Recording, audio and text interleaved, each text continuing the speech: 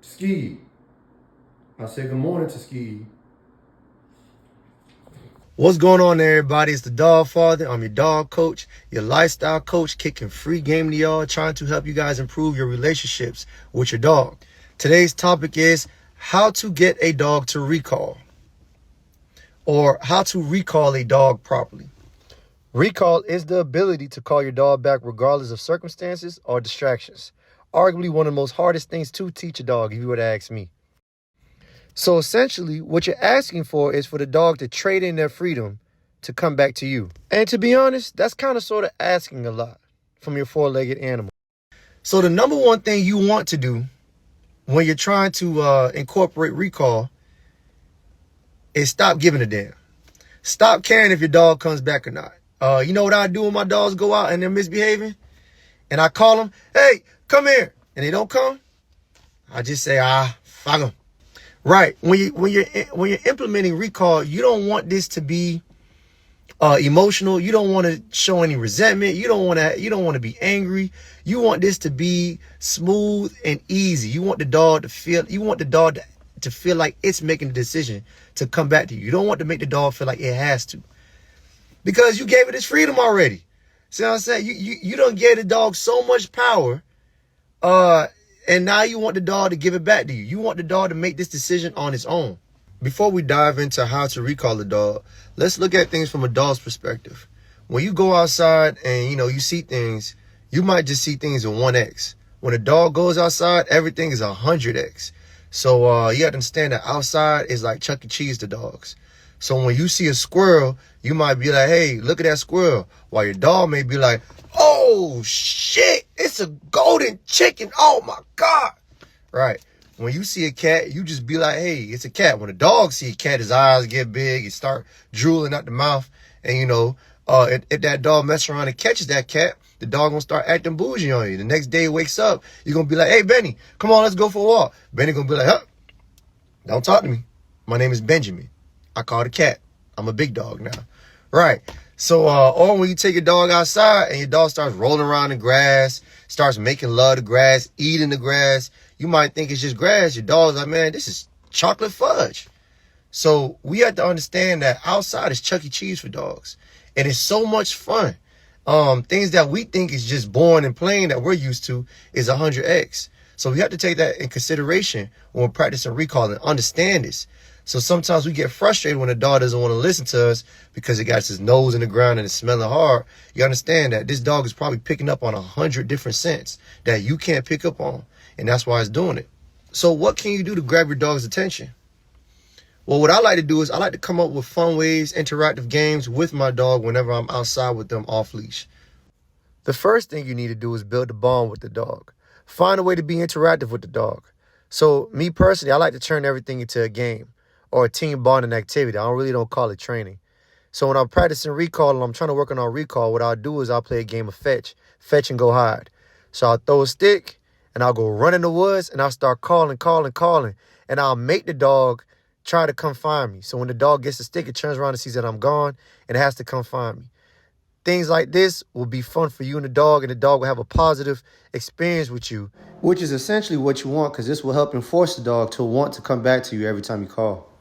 A common mistake I see most people make is that their expectations be way too high when they first start off implementing recall or training recall. If you see your dog heavily distracted, let them be distracted. Let them sniff around. Let them do their thing. Recall is not a one-time and done method. This is something that you got to keep practicing over and over and over again. It's never really fully trained. So you're already going to be here for the long run. So you might as well just go through the process, the slow burner, let your dog have a good time and make this a positive experience. There's no rush. It's also probably best to start off training this in controlled environments. Environments. What does that look like? A controlled environment looks like your backyard. Looks like your front yard. Controlled environment looks like an isolated area where nobody goes to but you and your dog. So these are the places that you want to start off implementing recall. And to be honest with you, I don't take my dogs off leash if it's not one of these places. You see what I'm saying? I don't take my dogs off leashes with areas that they're not familiar with and areas that are too heavily distracted. or areas that got dogs or people, or there's a lot of things and objects out there. I don't take my dogs off leash in these environments. And the reason is because you're running a risk. I don't care if I've trained recall 1,000 times. At the end of the day, you're dealing with an animal. This is an individual. Just like humans make mistakes, dogs make mistakes. And I know, trainers going to tell you, oh, I can get your dog to do such and such without an e-collar. Look at me. I did this dog without an e-collar. It comes back all the time. Still wouldn't take a chance. Because the risk is too great. And especially if you own dogs like mine, AGB dogs, all gas, no brakes, I don't want to set the dog up like that. That's setting the dog up for failure. I have a friend that watched the dog for me. When I dropped my dog off, he came downstairs and he let his dogs off the leash, and they started running in the leash. They started running in the street and they started acting crazy. He got mad at them. And I said, bro, why you got mad at the dogs? Why didn't you just put them on the leash when you came downstairs? Or why you brought them downstairs, period? And he goes like, well, I wanted to see what they wanted to do. Okay, well, you seen what the dog wanted to do. You set the dog up, and then you got mad at the dog. Come on, bro. That's not what you do. You introduce things to dogs first.